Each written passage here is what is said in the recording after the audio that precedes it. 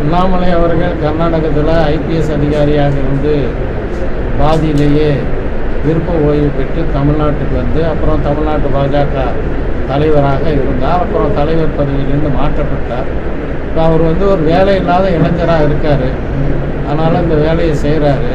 இதெல்லாம் ஒரு அரசியல் கட்சியாக பரிணமிக்குமா, மக்களுக்கு நன்மை செய்யுமாங்கிறது நாம் பொறுத்திருந்து தான் பார்க்க வேண்டும்.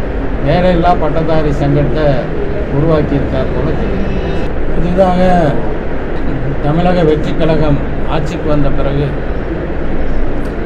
தமிழ்நாட்டில் பாலியல் வன்கொடுமைகள், கொலை, கொள்ளை போன்ற நிகழ்வுகள் அன்றாட தலைப்புச் செய்திகளாக வரக்கூடியது மிகுந்த ஒரு அதிர்ச்சியை நமக்கு தருகிறது.